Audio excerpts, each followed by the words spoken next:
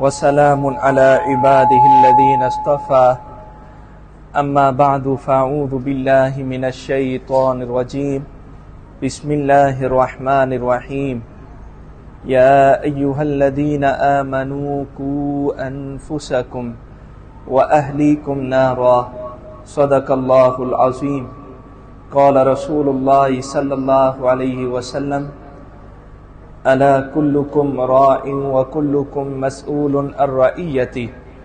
أو كما قال رسول الله صلى الله عليه وسلم ကြည်ညိုလေးစားအတဲ့တာနာတော်ခရှင်ညီနောင်မိတ်ဆွေများတစ်ဖက်မှာထိုင်နေတဲ့အမေမများခင်များမာရှာလာဒီနေ့အခမ်းအနားဟာမိဘတွေ့ဆုံပွဲပေါ့ကျောင်းသားကျောင်းသူလေးတွေခလေးတွေကမိဘအုပ်ထိန်းသူတွေကိုဖိတ်ထားတယ်ဒီတော့မိဘတွေကိုသာသနာအခြေခံပညာရဲ့အရေးကြီးကြောင်းနေဒီတိုင်းပဲသာသနာပညာနဲ့ပတ်သက်ပြီးတော့မိဘရဲ့တောင်းဝတရားဘာတွေရှိလဲဒါတွေကိုတင်ပြမဲ့အစီအစဉ်ဆိုတော့ကျွန်တော်အခုဒီမှာမိတ်ဆွေတွေကပြောပြတယ်အထက်ထဲမှာမိခင်တွေအမိမတွေတော်တော်များများလေးပဲရောက်နေတယ်ဆိုတော့အင်ရှာလာကျွန်တော်အထူးသဖြင့်ဒီနေ့အစီအစဉ်မှာမိခင်တွေနဲ့ပတ်သက်တဲ့သားသမီးပေါ်မှာထားရှိရမယ့်ဝတ္တရားဆိုတာကသားသမီးကိုပြုစုပြောထောင်တဲ့နေရာမှာမိခင်ရဲ့အခန်းကဏ္ဍဘယ်လောက်အရေးကြီးလဲဒါကိုကျွန်တော်တင်ပြသွားမှာဖြစ်ပါတယ်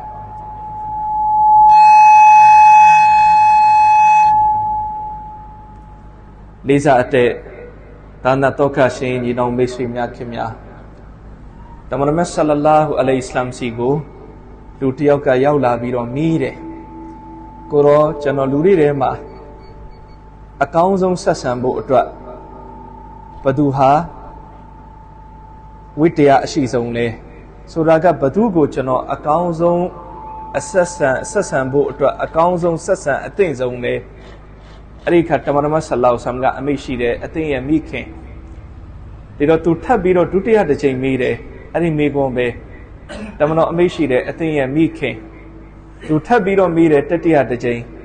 တမန်တော်အမိန့်ရှိတယ်အသင်ရဲ့မိခင်လို့တမန်တော်မြတ်ဆလ္လာဟူအလိုင်ဟိဝါဆလမ်၃ချိန်တိုင်အမိန့်ရှိပြီးတဲ့နောက်မှာမှတမန်တော်မြတ်ဆလ္လာဟူအလိုင်ဟိဝါဆလမ်ကဇရုထအချိန်မှာဖခင်ဆိုပြီးတော့တမန်တော်အမိန့်ရှိတော်မူခဲ့တယ်ဆိုပြီးတော့အဲ့ဒီလိုဖဇိုင်လီအာမလ်ချမ်းမှာလည်းပဲဒီရီဝိုင်တ်လာရှိထားတယ်ဒီရီဝိုင်တ်အဲ့ကနေဘာသိရလဲဒါဟာတမန်တော်ဆလ္လာလာဟူအလိုင်ဟိဝါဆလမ်ဟာမိခင်နဲ့ပတ်သက်တဲ့အဆင့်အတန်းကိုတမန်တော်ရဲ့ရွှေနှုတ်တော်ကနေတမန်တော်ချစ်မြတ်တာပဲဒီတော့မိခင်လို့တမန်တော်၃ချိန်တိုင်အမိန့်ရှိတယ်သားသမီးတစ်ယောက်အတွက်အကောင်းဆုံးဆက်ဆံဖို့ဘသူကိုလဲမိခင်ကိုဆိုပြီးတော့တမန်တော်၃ချိန်မိတ်ရှိပြီးတော့မှဇရုထအချိန်မှာဖခင်ဆိုပြီးတော့တမန်တော်အမိန့်ရှိဒီဒီစ်ကိုရှင်းရတဲ့ဟာဇရှေဂူလဒီစ်မောလာနာဇကရီယာရာဟ်မတ်တူလာအလိုင်တခင်ကဗာတင်ပြလဲဆိုလို့ရှင်ကျွန်တော်တို့မိခင်နဲ့ဖခင်မှာမိခင်ဟာအားနည်းတဲ့သူဖြစ်တယ်မိန်းမသားဖြစ်တယ်ဒီအတွက်ကြောင့်ဖခင်တက်ဆိုင်ရင်သားသမီးကိုရှရီယတ်ကတောင်းဝန်ပေးတယ်မိခင်ကိုပို့ပြီးတော့ကောင်းကောင်းမွန်မွန်ဆက်လေးစားတမှုပြုခြင်းယိုသေးတမှုမှာတော့တူတူပဲ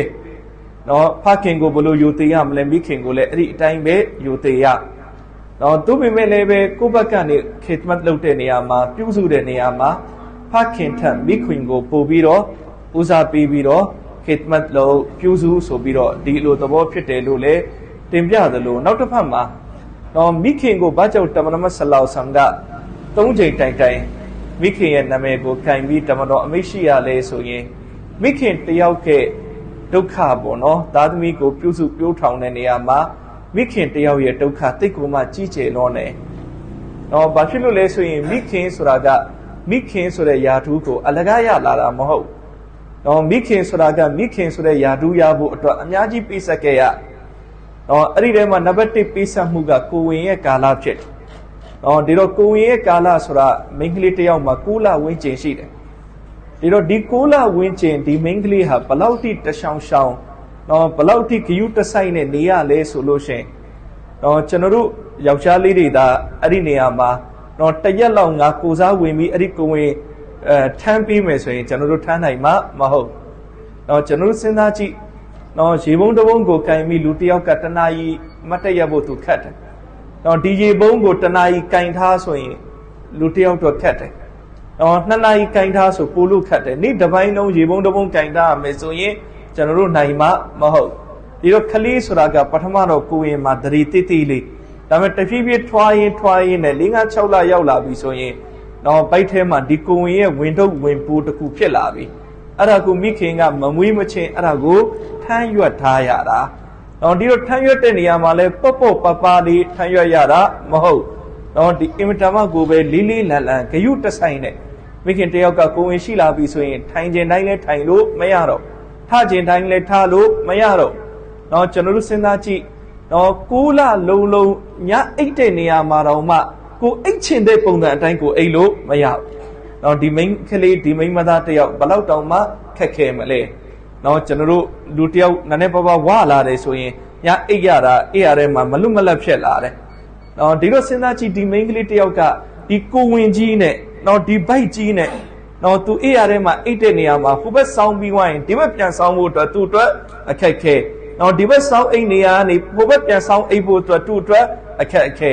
ဒီတော့အဲ့ဒီလိုအခက်ခဲပေါင်းများစွာနဲ့မလုပ်လေဒီကိုဝင်ကိုသူလွယ်ရတယ်။တော့ဒီတော့ဒါနဲ့ပြီးပြီလားဆိုတော့မပြီးသေးဘူးကိုဝင်မွေးတဲ့အခက်ခဲရှိသေးတယ်။တော့မွေးတဲ့အချိန်တော့ဘလောက်နာကျင်လဲ။တော့ဘလောက်နာကျင်လဲခလေးမွေးတဲ့ဝေဒနာဆိုတာကဒါမိန်းကလေးတိုင်းမှာရှိတယ်။တော့တချို့ကပြောတယ်ဟာဒီခေတ်မိန်းကလေးတွေကတော့ဘာမှမခံစားရပါဘူး။ထုံစည်းလေးထိုးပြီးဗိုက်ခွဲပြီးမွေးလိုက်တာ။တော့ဒါပေမဲ့လည်းပဲဒါလေးကိုယ့်ရဲ့ဗိုက်ကိုဒါနဲ့လှီးပြီးတော့အခွဲခံရတာပဲဒါလေးပဲဝေဒနာပေါ့တိတိမဟုတ်နော်ဒီတော့ဗိုက်ခွဲပြီးမွေးတဲ့ဝေဒနာခံစားရတာပဲနော်ဒီတော့အဲ့ဒါတွေပြီးပြီလားမပြီးသေးဘူးအခုခလေးအပြင်ရောက်လာပြီဒီတော့ခလေးအပြင်ရောက်လာရင်လည်းပဲမိခင်ရဲ့တောင်းဝေတရားမိခင်ရဲ့နော်အင်မတန်လီးလံတဲ့အလုပ်တွေဝင်တို့ဝင်ပိုးတွေအများကြီးရှိသေးတယ်နော်ဘေနိမိခင်ဟာခလေးရလာပြီလေအဲ့ဒီမိခင်ရဲ့ဘဝမှာသူဟာဒုတိယလူဖြစ်သွားတယ်ဘာကြောင့်လဲအရင်တော့ငါစားမယ်ငါတောက်မယ်ငါဝစ်မယ်ငါအဖို့လေးသွားမယ်ဒါအရင်တော့ကိုယ်ဖီကီပဲတန်းရဒါမဲ့လည်းပဲဘေနိကိုအိမ်မှာကိုရင်ထဲမှာကိုရင်သွေးလေးရလာပြီလေမိခင်က तू မစားခင်အရင်သူ့ကလေးကို तू ကျွေးတယ်ဖီကီထားတယ်ဆိုတာကတော့ငါကလေးစားရမယ်ငါကလေးဗိုက်စားနေပြီဒီချိန်ငါကလေးကိုအင်ကြီးလေးပေးရငါကလေးကိုအဖို့အဖို့အလေးသွားဖို့အတွက်စီစဉ်ပေးရမယ်သူ့ရဲ့နော်အဖို့တွေသွားထားရင်ကျုံပေးရအလေးတွေသွားထားရင်တုတ်တင်ပေးရမယ်စသဖြင့်ပေါ့နော်ဒီတော့မိခင်တယောက်ကသူ့ဘဝမှာသူကိုယ်တိုင်ဒုတိယနေရာရောက်သွားတယ်နော်သူနောက်မှငါနောက်မှစားမယ်ငါကလေးကိုအရင်ကျွေးမယ်နော်ငါနောက်မှအင်ကြီးအဝေးစားလဲမယ်ငါကလေးကိုအရင်လေးပေးမယ်နော်ငါနောက်မှအဖို့လေးသွားမယ်ငါကလေးကိုအရင်အဖို့လေးသွားအောင်လုပ်ပေးမယ်နော်ဒါမိခင်တယောက်ရဲ့နော်အင်မတန်ကြီးမားတယ်ဒါပိစက်မှုပဲလိစာတဲ့မိတ်ဆွေညီနောင်မြတ်ခင်များကျွန်တော်တို့စဉ်းစားကြည့်နော်ကျွန်တော်တို့ဒီနေ့ကျွန်တော်တို့အသက်ကြီးလာတဲ့အခါမှာနော်လူတယောက်ကအဖို့အလေးပေါ့နောက်ဆုံးလူတယောက်ဆိုတာဒစိမ့်မဟုတ်ပါဘူးနော်မိဘရဲ့အဖို့အလေးကိုကိုယ်တိုင်တုတ်တင်ပေးရမယ်ဆိုရင်တော့မှသားသမီးတွေဒီနေ့အများကြီးအဲ့ဒါကိုညှဉ်းညူပြီးပြောလိုက်နော်တချို့တစ်ချိန်လောက်လုပ်ပေးဘူးရင်တော့မှတစ်သက်လုံးသူဂုံယူမစိမ့်ပြောလိုက်မယ်ငါအမေငါမိဘရဲ့အဖို့အလေးကိုငါဘလို့တုတ်တင်ပေးခဲ့တာဆိုပြီးတော့နော်ဒီနေ့အများကြီးသားသမီးတွေရှိတယ်နော်ဒီအလုပ်ကိုယ်တိုင်မလုပ်ပါဘူးအလုပ်သမားထားလိုက်မယ်နော် nurse ခေါ်လိုက်မယ်နော်အလုပ်သမားခေါ်လိုက်မယ်သူ့ပတ်စံပေးလိုက်မယ်သူပဲဒါတွေအားလုံးစီးပါစေနော်သားသမီးကိုယ်တိုင်မလုပ်ပြီးကျင်တော့နော်ဒါပေမဲ့ကျွန်တော်တို့စဉ်းစားကြည့်ကျွန်တော်တို့ရဲ့အဖို့အလေးကိုကျွန်တော်တို့ရဲ့မိခင်ကနှစ်နဲ့ချီပြီးသူ့လက်နဲ့သူတုတ်တင်ပေးခဲ့တာလိစာအတက်မိတ်ဆွေညီနောင်မြတ်ခင်များနော်ဒီတော့ဒါဟာတော်ယုံတန်ယုံပေးဆက်မှုမဟုတ်နော်ဒါကြောင့်မိခင်တယောက်ဖြစ်တယ်ဆိုတာကမိခင်ဆိုတဲ့ယာတုရတယ်ဆိုတာကလွယ်လေးနဲ့ရလာတာမဟုတ်မိခင်တယောက်ဖြစ်ဖို့အများကြီးကုရ်ဘန်နီတွေပေးဆက်မှုတွေလိုအပ်တယ်တစ်ဖက်မှာဟုတ်ပါတယ်နော်ကျွန်တော်တို့ဖခင်နေလည်းပဲနော်အများကြီးကိုယ့်ရဲ့သားသမီးတွေနဲ့ပတ်သက်ပြီးတောကထားရတယ်သားသမီးတွေနဲ့ပတ်သက်ပြီးဖခင်နေလည်းပဲဒါထမ်းရွက်ကတာပဲတောင်းဝန်နေတော့ဥမာဖြစ်တော့သားသမီးကိုမျက်နှာမငယ်ရအောင်ထားရမယ်သားသမီးကိုတော့သူ့ရဲ့စားချိန်စားနိုင်တောက်ချိန်တောက်နိုင်အောင်ကိုယ့်ဘက်ကနေအစဉ်သစ်ပြည့်အောင်ဖြည့်ဆည်းပေးရမယ်တော့ပတ်စံရှာရမယ်တော့ပတ်စံဘာအတွက်ရှာတာလဲဒီသားသမီးတွေမျက်နှာမငယ်ဖို့ဒီသားသမီးတွေစားနိုင်တောက်နိုင်ဖို့ဒီသားသမီးတွေတော့ပညာသင်နိုင်ဖို့ဒီသားသမီးတွေကိုတော့ပံ့ပိုးပေးနိုင်ဖို့ဒီအတွက်ဖခင်တွေပတ်စံရှာတာပဲ တော့ဖခင်ရဲ့ဒုက္ခဖခင်ရဲ့ပေးဆက်မှုလေတစ်ဖက်မှာကြီးတာမှန်တယ်သို့ပေမဲ့နောက်တစ်ဖက်မှာမိခင်ရဲ့ပေးဆက်မှုကလည်းပဲအင်မတန်မှကိုပဲအမကန်ပဲအဲ့ဒီအတွက်တမန်တော်မြတ်ကြီးဆလလာဟူအလိုင်ဟီအစ္စလမ်ကတော့မိခင်ဆိုပြီးတော့၃ချိန်တိုင်တိုင်တမန်တော်အမိန့်ရှိတာနော်ဒီတိုင်းပဲကျွန်တော်တို့ကြည့်မယ်ဆိုရင်နော် Uwais Qarni ရဒီအလာရာဟ်မတ်တူလာအလိုင်ဘောဆာဟာဘာတော်မဟုတ်တာဘီ Uwais Qarni နော် Uwais Qarni ဆိုတဲ့ပုဂ္ဂိုလ်ကတမန်တော်ဆလလောဆမ်ထံအကြောင်းကြားတယ်ကိုရောကျွန်တော်ကိုရောကိုလာတွေ့ခြင်းတယ်အဲ့ဒီချိန်ကိုရောဆလလောဆမ်တရှိတင်ရှားရှိနေတယ်ကိုရောကိုလာတွေ့လိုက်ပြီဆိုရင်အဲ့ဒါဘာဖြစ်သွားမလဲဆဟာဘီဖြစ်သွားမယ်ဆဟာဘီဆိုတဲ့အဆင့်အတန်းကိုရသွားမယ်နော်တို့ပေမဲ့လည်းပဲအခက်ခဲကဘာလဲဆိုရင်အိမ်မှာအမေအိုရှိနေတယ်အိမ်မှာအမေအိုရှိနေတယ်ဒီတော့ကိုရောစီလာမယ်ဆိုရင်အမေအိုကိုထားခဲ့ရနော်အကယ်အမေအိုနားမှာပဲနေပြီးခစ်မတ်လုပ်မယ်ဆိုရင်လေတမန်တော်ဆလလောဆမ်ကိုပြီးပါလျက်နဲ့တမန်တော်ကိုမမြင်ဘူးမဖူးမျော်ဘူးတဲ့သူတမန်တော်ကိုလာပြီးတော့မတွေ့ဆုံနိုင်တဲ့သူဖြစ်သွားလိမ့်မယ်ဆိုတာကဆဟာဘီဆိုတဲ့အင်တန်ကြီးမားတဲ့အစဉ်တန်းလက်လွတ်သွားဒီတော့တမန်တော်စီကမရှဝရာယူတယ်တမန်တော်အမိရှိတယ်နော်ငါစီမလာနဲ့အမိကိုပဲခစ်မတ်လုပ်နောက်ဆုံးအမိကိုခစ်မတ်လုပ်ရင်းနဲ့ပဲနောက်ဆုံးဒီလိုအချိန်ရောက်လာတယ်တမန်တော်ဆလလောဆမ်ဝါဖတ်ဖြစ်သွားတယ် Uwais Qarni တမန်တော်ဆလလောဆမ်နဲ့မလာကတ်မဖြစ်လိုက်တမန်တော်ကိုမတွေ့လိုက်အစ္စလာမ်သာသနာကိုအဝေးကနေပဲလက်ခံလိုက်နော်ဒါပေမဲ့လည်းပဲ Uwais Qarni နဲ့ပတ်သက်ပြီးတမန်တော်ဘလောက်ထိအမိရှိလဲနော်တမန်တော်မှားတဲ့နော်ဟာဇတ်ဥမာရဒီအလာဟူအန်ဟူတခင်ကိုနော်အတင်းနော်karneကလာတဲ့ Uwais ဆိုတဲ့ပုဂ္ဂိုလ်ကိုတွေ့ရင်အတင်းသူ့ကိုဒွါတောင်းခိုင်းတယ်လိမ့်စာအတက်မိတ်စီနေနောက်မြခင်မြနော်ဒီတော့နော်မိခင်ကိုခစ်မတ်လုပ်ဖို့တမန်တော်ဘလောက်ထိအလီပေးပြီးတော့ညွှန်ကြားလဲဆိုတာဒီကနေသိရတယ်လို့နော်ဒီတိုင်းမဲ့ဟာဒီသ်တော်မှာလာရှိထားတယ်နော်ဂျန်နတ်ကမိခင်ရဲ့ခြေဖွားအောင်မှာရှိတယ်ခြေထောက်အောင်မှာရှိတယ်နော်ဒီတော့အလိုတော်ကဘာလဲမိခင်ခြေနဲ့နှိမ့်သက်မှုကသားသမီးအတွက်ဂျန်နတ်ပဲလေးစားတဲ့မိတ်ဆွေညီနောင်မြခင်များနော်ဒီတိုင်းမဲ့မိခင်ရဲ့ဒူအာတော်တော်အရေးပါတယ်နော်မိခင်သားသမီးအတွက်တောင်းပေးတဲ့ဒူအာနော်ဒါကတော့မိဘနှစ်ပါးစလုံးပေါ့ဖခင်မိခင်ဘသူပဲတောင်းပေးနော်မိဘရဲ့ဒူအာသားသမီးအတွက်အင်တာမကိုပဲအရေးကြီးတယ်နော်ဒီအတွက်ကြောင့်ကျွန်တော်တော်တော်များများနေရာတွေမှာမိဘတွေကိုပြောတယ်သားသမီးတွေကိုဒူအာလုပ်ပေးပါမိဘသားသမီးအတွက်ဒူအာလုပ်ပေးပါနော်ကျွန်တော်တို့ဒီကဏ္ဍမှာအများကြီးမိဘတွေပို့လျော့တယ်နော်သားသမီးအတွက်ဒူအာမလုပ်ပေးပြဆိုတာကသားသမီးငယ်သေးတယ်နော်ဒီတိုင်းပဲနော်ကျွန်တော်တို့ဒူအာတော့လုပ်ပါတယ်ကျွန်တဲ့ကိစ္စတွေအတွက်ဒူအာလုပ်တယ်သားသမီးအတွက်အဲ့လောက်ဒူအာမလုပ်ပေးပြကျွန်တော်တို့မှတ်ထားသားသမီးအတွက်ဒူအာများပေးနော်ကျွန်တော်တို့ဒုနီယာမှာဘယ်လောက်နေမလဲကျွန်တော်တို့မရှိတော့မှကျွန်တော်တို့သားသမီးသူဒူအာဘယ်ရသွားရှာမှန်သူသိမှာမဟုတ်နော်အဲ့ဒီချိန်သူမဟရုံဖြစ်သွားမယ်ဘာဖြစ်လဲသူ့မှာမိဘမရှိတော့နော်ဒီတော့ကျွန်တော်တို့ရှိနေတုန်းကျွန်တော်တို့သားသမီးကိုဒူအာများပေးခဲ့နော်ကျွန်တော်တို့ဘလောက်ဒူအာတွေပေးခဲ့မလဲအဲ့ဒီဒူအာတွေနဲ့ကျွန်တော်တို့သားသမီးအများကြီးကောင်းစားမယ်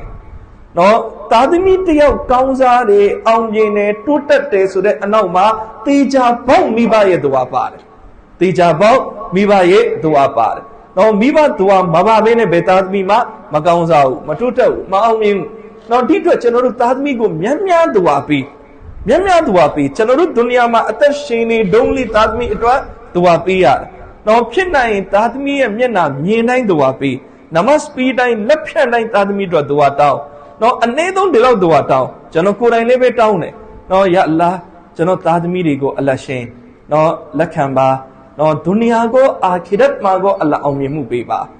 ါနော်ဒုနီယာအာခိရတ်နှစ်ဌာနစလုံးမှာတိုးတက်မှုအောင်မြင်မှုအလ္လာဟ်ကျွန်တော်သားသမီးကိုချစ်မြတ်ပါယာအလ္လာဟ်ကျွန်တော်သားသမီးဒုနီယာမှာလည်းပဲမျက်နှာငယ်ပြီးမနေရပါစေနဲ့မတောင့်တမကြောက်ကြဘဲနဲ့နေရတဲ့ဘဝမှာကျွန်တော်ရဲ့သားသမီးတွေကိုအလ္လာဟ်ထားပါအာခိရတ်မှာလည်းပဲအင်မတန်မျက်နှာရှိစွာနော်အင်မတန်မှကိုပဲဂုဏ်သိက္ခာရှိစွာအလ္လာဟ်ရှင်ကျွန်တော်သားသမီးကိုအာခိရတ်မှာလည်းပဲထားတော်မူပါအရီလိုဒွါလုပ်တယ်နော်ဒီတိုင်းပဲယာအလ္လာဟ်ကျွန်တော်သားသမီးကိုဒီန်ကိုဒုနီယာနှစ်ခုစလုံးမှာအလ္လာဟ်အောင်မြင်တိုးတက်မှုကိုချီးမြှင့်တော်မူပါနော်ဒီန်အပေါ်မှာမြင်းမြန်ရက်တီးပြီးတော့သာသနာသားကောင်းသမီးကောင်းအလ္လာဟ်လုပ်ပေးတော်မူပါ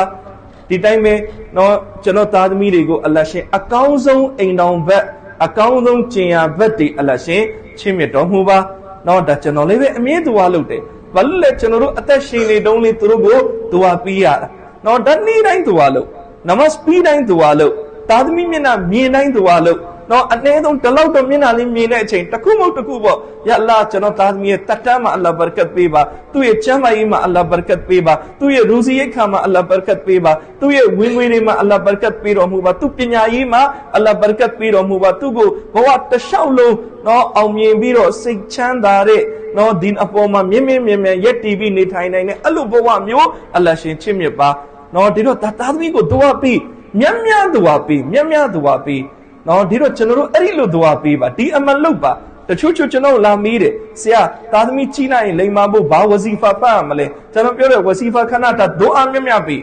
နော်ကုရ်အာန်ကလည်းကျွန်တော်တို့ကိုသင်ပေးထားတယ်နော်ဘာသင်ပေးထားလဲရဘနာဟဘလနာမင်အဇဝါဂျီနာဝဇရီယာတီနာကုရတာအာယွန်နော်ယာအလ္လာဟ်ကျွန်တော်ရဲ့သားသမီးတွေကျွန်တော်ရဲ့ဇနီးတွေခင်ပွန်းတွေစသဖြင့်ပေါ့နော်မျက်စိအေးစရာအဖြစ်နဲ့အလ္လာဟ်ရှင်ချစ်မြတ်တော်မူပါနော်ဒီတော့သားသမီးတို့ဒွါလုပ်ပေးဖို့မိသားစုတို့ဒွါတောင်းပေးဖို့အလ္လာဟ်ရှင်ကလည်းကျွန်တော်တို့ကိုသင်ပေးထားတယ်ဒီတော့ကျွန်တော်တို့ဒွါလုပ်ပေးပါကျွန်တော်တို့ဒွါရီတာကျွန်တော်တဆိုင်မတ်လုပ်ခဲ့အင်ရှာအလ္လာဟ်ကျွန်တော်သားသမီးနော်ကောင်းစားတာကျွန်တော်မျက်လုံးနဲ့ကျွန်တော်မြင်ရနောက်ဆုံးကျွန်တော်တည်သွားရင်တော့အာခိရတ်မှာကျွန်တော်သိရလိမ့်မယ်နော်ကျွန်တော်သားသမီးဒုနီယာမှာကောင်းစားနေတယ်ဆိုတာလေးစားအတက်မိတ်ဆွေနေတော့များခင်များဒါကြောင့်နော်ဝဇီဖာတွေတာဗစ်တွေဒါကအဓိကမဟုတ်အဓိကကဒွါပဲသားသမီးအတွက်ကျွန်တော်တို့များများဒွါလုပ်ပေးပါနော်ဒါမိဘတွေအနေနဲ့လုပ်အင်မတန်လုပ်တဲ့နော်တာချွတ်တွေဖတ်ပြီးဒွါလုပ်နော်ဒီတိုင်းပဲအလ္လာဟ်တောဖစ်ပေးတယ်ဆိုရင်နော်ဟတ်သွားအူမရာသွားနော်အဲ့ဒီမှာသွားပြီးတော့သားသမီးအတွက်ဒွါလုပ်ပေးနော်ဒီတိုင်းပဲနမတ်5ချိန်ပြီးတဲ့သားသမီးအတွက်ဒွါလုပ်ပေးနော်ဒါကြောင့်ဒီနေ့တရားရောက်ပေါ့နော်ကျွန်တော်မိဘဆုံးသွားပြီကျွန်တော်မှမိဘမရှိတော့ဘူးနော်မိခင်မရှိဘူးဖခင်မရှိဘူးပြောရင်ဒါသူ့ရဲ့အကြီးမားဆုံးဆုံးရှုံးမှုကပါလေနော်မိခင်မရှိခြင်းဖခင်မရှိခြင်းရဲ့အကြီးမားဆုံးဆုံးရှုံးမှုကပါလေဆိုရင်သူမိဘစီကဒွါမရတော့မိဘရဲ့ဒွါသူ့အတွက်ခတ်တမ်းဖြစ်သွားပြီပြီးသွားပြီမိဘရဲ့ဒွါနော်ဒါကြောင့်သူတို့စဉ်တစ်ပါးကနော်သူ့ရဲ့မိခင်ကွယ်လွန်တဲ့အချိန်မှာသူဒီလိုအင်မတန်ဝမ်းနေပြီးပြောတယ်နော်ငါစီလာမဲ့ဘီဒုက္ခတွေကိုကာယံပေးထားတဲ့တိုင်းကြီးတွေနဲ့ပြိုသွားပြီရှေ့လျှောက်တော့ငါတော်တော်သတိထားပြီးနေရတော့ဘာဖြစ်လို့လဲနော်မိဘရဲ့ဒွါရှိနေတဲ့အခါကျတော့ဒုက္ခတွေအားလုံးကိုယ်စီမရောက်အောင်ဒီဒွါကဘာလုပ်တာလဲကာယံပေးထားတယ်မိဘဒွါအနောက်ကနေရှိနေတော့ကိုအချိန်ကနေရဲရဲကြီးအလုပ်တွေလုပ်လို့ရတယ်လမ်းလျှောက်လို့ရတယ်သို့ပေမဲ့လည်းပဲအခုမိဘမရှိတော့ဘူးမိဘဒွါရက်သွားပြီးရှေ့လျှောက်တော်တော်သတိထားပြီးတော့လမ်းလျှောက်ရတော့မယ်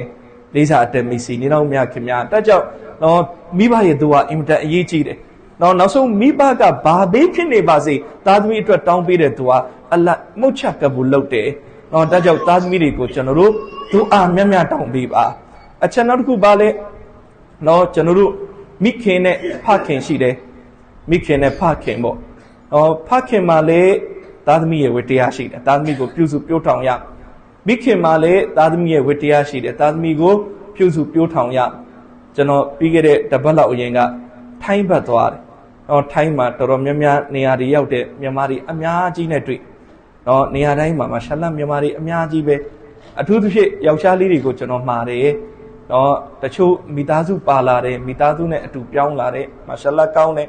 တချို့မိသားစုကကြံခဲ့တယ်ဆိုရင်ကျွန်တော်မှားတယ်ဘယ်လောက်ကြာခွေးနေမှာလဲမိသားစုနဲ့တစ်နှစ်လားနှစ်နှစ်လားဒီတော့မိသားစုနဲ့ခွေးနေတဲ့ကာလကိုအမြန်ဆုံးအဆုံးသတ်ပါဒီတော့ကိုနိုင်ငံရခြားရောက်နေတယ်ကိုကြီးမှန်းချက်ပါလေပတ်သက်နေစုမယ်ရှာမယ်ပြီးသွားရင်မိသားစုကိုခေါ်နိုင်ရင်မြန်မြန်ခေါ်မဆိုရင်ကိုရှာဖွေပြီးသွားလို့ကိုပြန်လို့နိုင်ပြီဆိုရင်မြန်မြန်ပြန်မိသားစုနဲ့အကြာကြီးခွေးပြီးတော့မနေရဘူးဘာကြောင့်လဲသားသမီးကိုအုပ်ထိန်းတဲ့နေရာမှာမိခင်ကိုဖခင်ကိုသားသမီးနဲ့အတူတူအနီးကပ်ရှိဖို့အင်မတန်မှကိုပဲလိုအပ်တယ်အင်မတန်လိုအပ်နှစ်ယောက်လုံးရဲ့ကြိုးပမ်းမှုရှိမှပဲ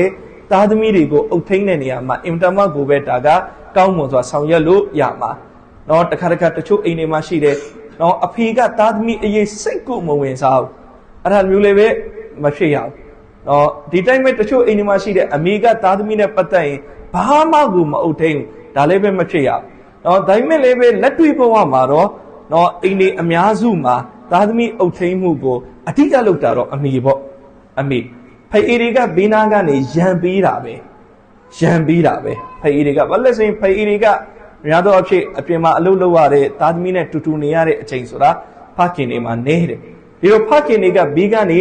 ဝန်းရံပြီးတယ်ဘေးကနေဝိုင်းဝန်းချက်မှတ်ပြီးတယ်နော်ဒါပေမဲ့အဓိကဒီတောင်ကိုအများဆုံးထမ်းရွက်ရတာမိခင်ပဲလိစာတဲ့မိတ်ဆွေညီနောင်များခင်များနော်တက်ချောက်အိမ်တအိမ်မှာမိခင်ကောင်းသွားပြီဆိုရင်နော်အဲ့ဒီအိမ်တအိမ်လုံးကောင်းသွားပြီအိမ်တအိမ်မှာနော်တချို့အိမ်ရှိတယ်နော်ဖခင်ကဒီလောက်မကောင်းရင်တော့မှမိခင်ရောက်တအိမ်လုံးကောင်းသွားတယ်တချို့အိမ်ရှိတယ်ဖခင်ကတော့သူတော်တယ်ဒါပေမဲ့မိခင်မကောင်းတော့တအိမ်လုံးပြတ်သွားတယ်ဆိုတော့ဘာလဲဆိုရင်မိသားစုတစုရဲ့အခန်းကဏ္ဍမှာမိခင်ကတော်တော်အရေးပါတယ်နော်မိခင်တယောက်အပေါ်တိတ်မူတည်တဲ့သားသမီးတွေရဲ့ကိုချင်းတရားပိုင်းသားသမီးတွေကဒင်းအပိုင်းကမိခင်ဒင်းရှိရင်သားသမီးဒင်းရှိဖို့တော်တော်တည်ကြသွားပြီနော်မိခင်ဒင်းအားနေရင်သားသမီးတွေအတွက်လည်းပဲဒင်းပိုင်းမှာအများကြီးစိတ်ပူစရာရှိတယ်လိစာတဲ့မိတ်ဆွေညီနောင်များခင်များနော်တက်ချောက်မိခင်ရဲ့အခန်းကဏ္ဍအင်မတန်အရေးပါနော်ဒီအတွက်ကြောင့်ကျွန်တော်တို့ဒီမှာမိခင်တွေရှိတယ်နော်မိခင်ရဲ့တာဝန်ဝတ္တရားအင်မတန်များတယ်နော်ဒါပေမဲ့လည်းပဲကျွန်တော်တို့မှတ်ထားပါဒီတာဝန်ဝတ္တရားတွေကိုထမ်းရွက်ခဲ့တဲ့မိခင်နော်ဆဝပ်အားဖြင့်လည်းပဲနော်မုတ်ချအများကြီးရမှာပဲအများကြီးရမှာပဲတချို့လာမီးတယ်နော်ဆရာနော်ကိုဝင်ဆောင်တဲ့ facility ဘာရှိလဲခလေးမွေးတဲ့ထွတ်မြတ်မှုဘာရှိလဲဒီတော့ကျွန်တော်ပြောပြတယ်နော်ဒီလိုတော့ခိုင်လုံးတဲ့ hadith တွေမှာတော့ဒါနဲ့ပတ်သက်ပြီးတိတန့်တော့အဲ့ဒီလိုမျိုးတော့လာရှိတာမရှိဘူးဒါပေမဲ့လေဘေနော်ရှရီအတ်မှာဘာပြောလဲနော်လူတစ်ယောက်ကတိတိလေးနာကျင်သွားတယ်နော်စူးညောင်လေးတိတိလေးစူးသွားတယ်နော်နောက်ဆုံးထွန်းထားတဲ့မီးအိမ်လေးဖက်ကနေမီးမိတ်သွားတယ်နော်အဲ့ဒီလောက်လေးတောကဖြစ်သွားတယ်ဆိုရင်တော့မာတဲ့ကိုလိုအမိတ်ရှိတယ်နော်အဲ့ဒီတောကရဲ့အစာအလဘကဆဝပ်ရှိတယ်အဲ့ဒီတောကရဲ့အစာအလဘကဆဝပ်ရှိတယ်ဥမာပေးရမယ်ဆိုရင်နော်မိကွက်လေးမီးငိမ့်သွားလို့ခဏလေးကျွန်တော်ဘာဖြစ်သွားမလဲပရိရှန်တောကဖြစ်သွားမယ်မီးငိမ့်သွားတယ်ကွာမီးပြတ်သွားတယ်ကွာခဏလေးပေါ့နော်နှုံးစင်းနဲ့အဆူတိတိလေးဆူသွားတယ်လမ်းလျှောက်ရင်းနဲ့အဲ့ဒီနာကျင်မှုလေးကအစားတော်အလဘကနေချင်းမြင့်မှုမှုတ်ချရှိတယ်ဆိုရင်နော်ကိုလလေဆွေလဖွားတဲ့မိခင်ရဲ့ဆဝဘလောက်ကြီးမလဲကျွန်တော်တို့စဉ်းစားကြည့်ဘလောက်ကြီးမလဲကျွန်တော်တို့စဉ်းစားကြည့်ဒီတိုင်းမဲ့မိခင်ဆိုတာကဒီကလေးကိုသူပြုစုပြိုးထောင်ပေးတယ်ဒီကလေးကဘာတူလဲဒီကလေးကအလ္လာဟ်ရဲ့ဘန္တာတယောက်ပဲအလ္လာဟ်ရဲ့မခလုတ်တယောက်ပဲနော်ကျွန်တော်တို့ hadith တွေမှာကြည့်နော်ဗနီအစ္စရာအီခေတ်ကပြည်တစားမိန်းကလေးတယောက်ကခွေးတကောင်ကိုဒုက္ခခံပြီးရေတိုက်လိုက်တာအဲ့ဒီပြည်တစားမိန်းကလေးရဲ့ပြည်တစားလုပ်တဲ့အပြစ်တွေရှိတာတော့မှအလ္လာဟ်မာဖ်လုပ်လိုက်တယ်နော်ပရိစ္ဆန်တကောင်အပေါ်မှာဒုက္ခခံပြီးတော့ရေလေးတိုက်လိုက်လို့ကျွန်တော်တို့စဉ်းစားကြည့်နော်ဒီကလေးကိုမအိဝမ်းထဲကနေထွက်ပြီးမွေးတဲ့အချိန်တည်းကနှုတ်တိုက်နေတဲ့အမေဘယ်လောက်ဆောက်ရပြမလဲနော်ဒီတိုင်းမဲ့အခုခလေးကိုမုတ်ခွန်ချွေးတယ်ရေတိုက်တယ်ခလေးကအခုခွက်ကိုမစားတတ်သေးဘူးနော်6လတစ်နှစ်အရွယ်မှာမေကြီးကဝါပြီးခွန်ချွေးတယ်နှုတ်မဆိုရင်မုတ်ကိုတစုံခွန်ချွေးတယ်ခလေးကိုရေတိုက်ပြီးတယ်နော်ခလေးရဲ့မစင်ကိုကျုံပြီးတယ်နော်ခလေးကိုအင်ကြီးလေးပြီးတယ်ရေချိုးပြီးတယ်အဲ့ဒီဆောက်ဘလောက်များမလဲကျွန်တော်တို့စဉ်းစားကြည့်နော်ခွေးတကောင်ကိုရေတိုက်လို့တော့ပြည်တစားမင်းကလေးမဂ်ဖီရတ်ပြတယ်ဆိုရင်နော်အလတ်ဘန္ဒါအလ္လာဟ်ရဲ့မခလုတ်ဒီလူသားလေးကိုလူဖြစ်အောင်ပြုစုပြိုးထောင်ပေးနေတဲ့မိခင်တယောက်ရဲ့ဆဝပ်ဘလောက်တောင်ကြီးမားမလဲလိစာအတက်မိတ်ဆွေညီနောင်များခင်များဒါကြောင့်မိခင်ရဲ့ကျူးပန်းမှုမိခင်ရဲ့နော်ပိစက်မှုတွေဟာတခုမှအလ္လာဟ်သားမဖြစ်ဒါတွေအားလုံးရဲ့အင်မတန်ကြီးမားတဲ့ဆဝပ်အလ္လာဟ်ရဲ့ထံတော်ပါမှာရှိတယ်လိစာအတက်မိတ်ဆွေညီနောင်များခင်များနော်ဒီတိုင်းမဲ့မိခင်ရဲ့တောင်းဝန်များတဲ့တစ်ဖက်ကချက်ပြုတ်ရတာလဲမိခင်ရှော့ဖို့ရတာလည်းပဲအိမ်ထဲမှာမိခင်နော်အဲ့ဒီအပြင်ကိုမိခင်ကသားသမီးတွေနဲ့ပတ်သက်ပြီးနောက်ထပ်ဒီတောင်းဝန်လေးလဲယူပေးပါအဲ့ဒါကဘာလဲသားသမီးကိုဒီနဲ့ပတ်သက်ပြီးသင်ပေးတာအဲ့ဒါလေးပဲမိခင်ပဲဘာကြောင့်လဲနော်ကျွန်တော်တို့ဒီနေ့မကပ်ကျောင်းလေးကအသက်9နှစ်မှကျောင်းအပ်လက်ခံတာအဲ့ထက်စောပြီးကျောင်းအပ်လက်ခံဖို့ကလည်းမကပ်မလွယ်ဘူးဘာလို့လဲဆိုရင်3-4နှစ်ကလေးလက်ခံမယ်ဆိုရင်ဒီကလေးအပေါ့လေးသွားလိုက်ရင်အားလုံးဒုက္ခရောက်ကုန်တော့ဒီတော့ကျွန်တော်တို့ကျောင်းတွေမှာက9နှစ်မှလက်ခံဒါပေမဲ့ဒီကျောင်းကကလေးတစ်ယောက်ရဲ့ဘဝမှာပထမဦးဆုံးကျောင်းမဟုတ်ကလေးတစ်ယောက်ရဲ့ဘဝမှာပထမဦးဆုံးကျောင်းကဘေးကျောင်းလေပညာရှင်တွေကပြောတယ်အဲ့ဒါကမိခင်ရဲ့ရင်ခွင်ရဲ့ကျောင်းလေမိခင်ရင်ခွင်ကကလေးတိုင်းအတွက်ပထမဦးဆုံးမဒရဆာနော်မိခင်ရဲ့ဒီရင်ခွင်ကြီးကတာမန်ရင်ခွင်မဟုတ်အဲ့ဒါမဒရဆာတစ်ခုပဲ မဒရဆာတစ်ခုပဲခလီတွေအားလုံးကအဲ့ဒီရင်ခွင်ကနေပညာကိုစပြီးတော့သင်တာအဲ့ဒီရင်ခွင်မှာကျောင်းတက်ပြီးတော့မှဒုတိယအဆင့်အနေနဲ့ဒီမက်တဘ်ကျောင်းမဒရဆာကိုရောက်လာတာလိစာအတက်မိတ်ဆွေညီနောင်များခင်များတော့ဘာကြောင့်လဲခလီတယောက်စကားစပြောတတ်တာမိခင်ရဲ့ရင်ခွင်မှာဟုတ်တယ်မလားခလီတယောက်ထမင်းစားတတ်တာမိခင်ရဲ့ရင်ခွင်မှာခလီတယောက်ရေတောက်တတ်တာမိခင်ရဲ့ရင်ခွင်မှာခလီတယောက်အရာရာတွေကိုစူးစမ်းလေ့လာမှုအစပြုတာမိခင်ရဲ့ရင်ခွင်မှာဒါကြောင့်ရှရီယတ်ကဘာပြောလဲခလီအခုစပြီးစကားပြောပြီးခလီကိုအလ္လာဟ်ရဲ့နာမတော်သင်ပေးအဲ့ဒါဘယ်သူသင်ပေးရမှာလဲအလ္လာဟ်ဆိုတဲ့ဒီစကားလုံးမိခင်သင်ပေးရမှာ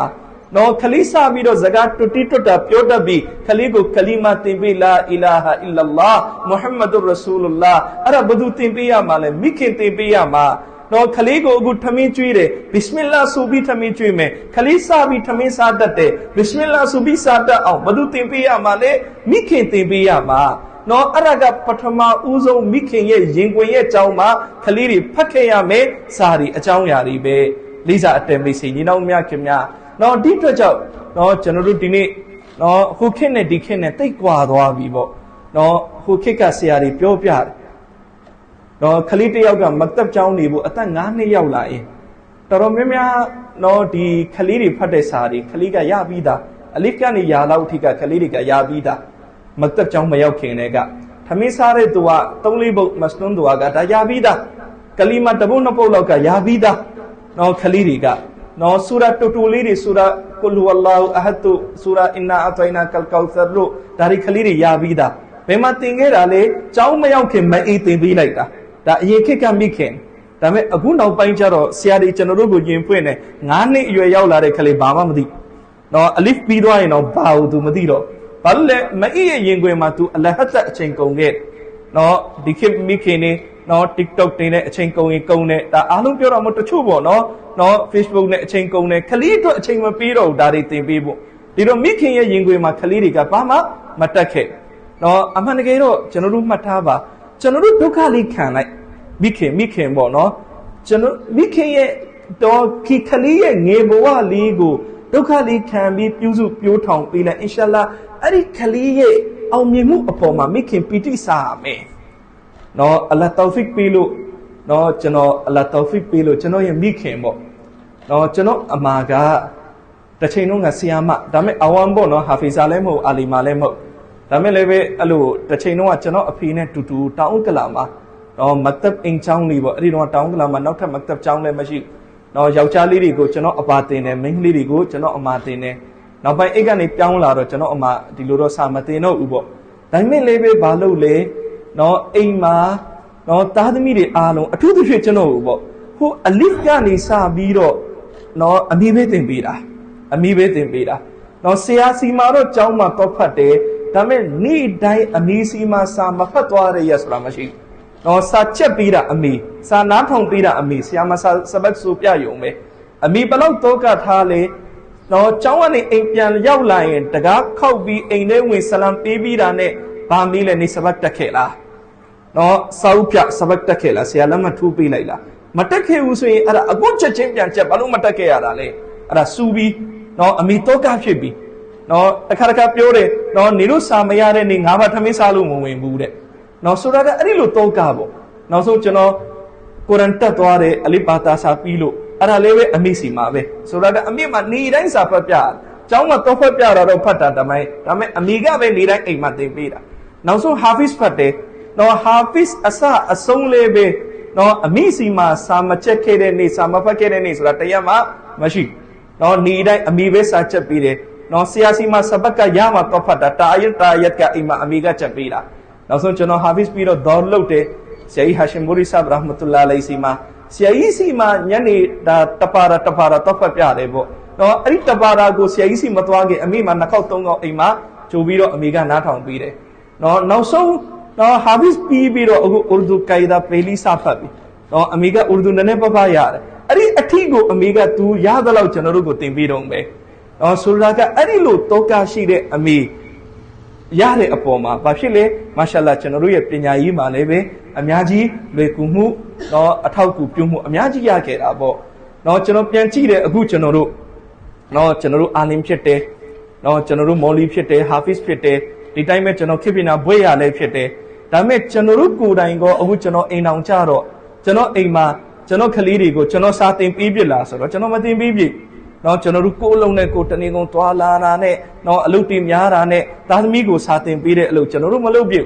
နော်အခုဆိုရင်လည်းကျွန်တော်အိမ်မှာကျွန်တော်ဇနီးရှိတယ်နော်ကလေးတွေကိုအာရဘီကျောင်းစာလဲမဒရဆာရဲ့စာနေ့စဉ်နော်အစ္စလာမ်သင်ခန်းစာတွေသူပဲအလွတ်ချက်ပေးနေတာနော်မွတ်စလင်ဂုံကြီးတွေစီရတ်တွေမစနွန်ဒူအာတွေကုရ်အာန်တွေ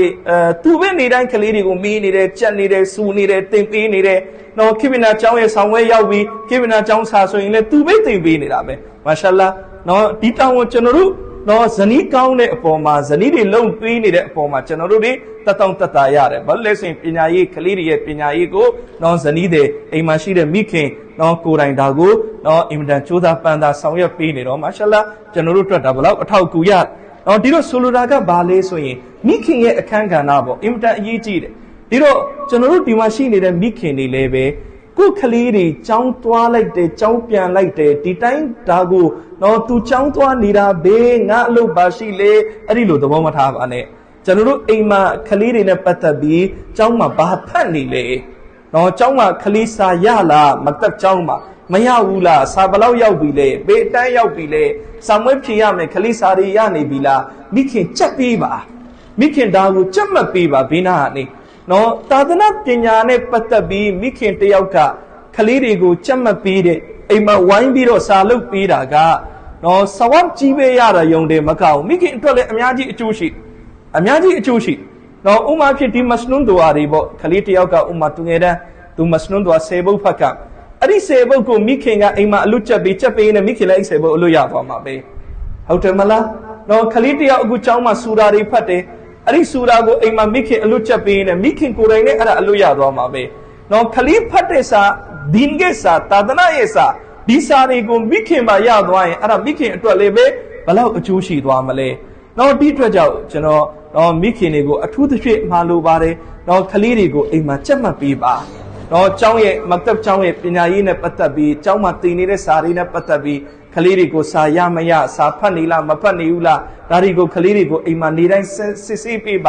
ါဒီတိုင်းပဲကလေးကိုအိမ်မှာစာဝိုင်းချက်ပေးပါကလေးကိုဒီမကတပ်ကျောင်းရဲ့စာတွေကိုချက်ဖို့အတွက်မိဘကိုယ်တိုင်ဘီနာကနေချက်မှတ်ပြီးတော့နော်ကလေးတွေကိုအဲ့ဒီစာချက်ဖို့အချိန်တစ်ခုတတ်မှတ်ပေးပါနော်ကလေးရဲ့သာသနာပညာရေးမှာလည်းမိဘတောကထားပေးပါနော်အင်ရှာလာအဲ့ဒါဆိုရင်ကျွန်တော်တို့ကလေးတွေအများကြီးတိုးတက်လာလိမ့်နော်အထူးသဖြင့်မိခင်ပေါ့ဖခင်တွေကလည်းဘေးနာနေနော်တက်နိုင်သလောက်ဝိုင်းရံပြီးတော့ပူပေါင်းလုပ်ပေးမယ်မိခင်ကလည်းဒီကဏ္ဍလေးကိုပါထပ်တိုးပြီးတော့တောင်းယူပေးမယ်ဆိုရင်ကလေးတွေကသာသနာပညာရေးတိတ်ကိုတိုးတက်လာလိမ့်မယ်နော်ဒါလေးတစ်ခုပေါ့နော်မိခင်တွေအနေနဲ့နော်နောက်တစ်ခုကဘာလဲဆိုတော့ကျွန်တော်တို့နော်မတ်တပ်ကျောင်းဆိုတာကဘာသင်ပေးတာလ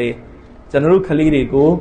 နော်ဒင်းရှိအောင်လုပ်ပေးတာမွတ်စလင်ဖြစ်အောင်လုပ်ပေးတာနော်ဒီပညာရေးတော်တော်အရေးကြီးတယ်မတ်တပ်ပညာရေးကတော်တော်အရေးကြီးတယ်နော်ဒီမတ်တပ်ကျောင်းနေရဲ့နော်ဒီရန်တရားကဆိုလိုတာကဒီမတ်တပ်ကျောင်းတွေကကျွန်တော်တို့ရဲ့မျိုးဆက်ကအီမန်ကိုထိမ့်သိမ့်ပေးနေတဲ့အဆောက်အဦတွေပဲနော်ဒါကြောင့်ကျွန်တော်အပါဟာဒတ်မူတီဒရီဆပ်တာမတ်ဘာကာတုံအမြဲပမာပေးတယ်နော်ကာကွယ်စည်းထိုးပေးတဲ့စင်တာတွေပဲမတ်တပ်ကျောင်းနေဆိုတာဘာရဲ့ကာကွယ်စည်းလဲမူရတတ်မဖြစ်အောင်ကာကွယ်စည်းထိုးပေးတာနော်ကျွန်တော်မြန်မာနိုင်ငံရဲ့အများကြီးနေရာတွေကျွန်တော်အလ္လာဟ်တောက်ဖီပေးလို့ဒီပညာရေးခီးစဉ်နဲ့ကျွန်တော်ရောက်ခဲ့ဘူးတယ်နော်ဒီတိုင်းပဲကျွန်တော်မြန်မာပြည်ပြင်ပလည်းရောက်ဘူးတယ်နော်အများကြီးဒီလိုအရာတွေကိုမျက်ဝါးထင်ထင်တွေ့ရတယ်ဘေးနေရာမှာမတ်တပ်မရှိဘူးလေအဲ့ဒီနေရာမှာမူရတတ်တွေဖြစ်နေတယ်နော်ဒါကကျွန်တော်ကြားယုံတတ်မဟုတ်မျက်လုံးနဲ့မြင်ခဲ့ရတယ်အများကြီးနေရာတွေမှာမတ်တပ်မပီပြင်းတဲ့နေရာမတ်တပ်ဟုတ်ဒီပတိမရှိတဲ့နေရာအဲ့ဒီနေရာတွေမှာမူရတတ်တွေကအစီအီအိမ်တွေမှာပေါ်ထွန်းနေတယ်ဘေးနေရာမှာမတ်တပ်ပီပြင်းသွားလေအဲ့ဒီနေရာဟာလုံးဝဒင်းရှင်တန်ပြီးတော့နော်အင်တမကိုပဲဒင်းသာသနာစီကားတဲ့နေရာအဖြစ်နဲ့တွေ့ရတယ်နော်အများကြီးနေရာတွေရှိတယ်ကျွန်တော်တို့မတ်တပ်ပညာရေးတွေစပြီးကြိုးပမ်းတဲ့အချိန်တုန်းကမူရတတ်တွေဖြစ်နေတဲ့နေရာတွေဒါပေမဲ့အဲ့ဒီနေရာမှာမတ်တပ်ပညာရေးလုံးဝခိုင်မြဲပြီးနော်မျိုးဆက်20 30လောက်15နှစ်လောက်ကလေးတွေဟာမတ်တပ်ပညာရေးတွေရလာတဲ့အချိန်ကျတော့အဲ့ဒီနေရာမှာအာလင်နေဟာဖစ်တွေအစီအီပေါ်လာပြီးလုံးဝ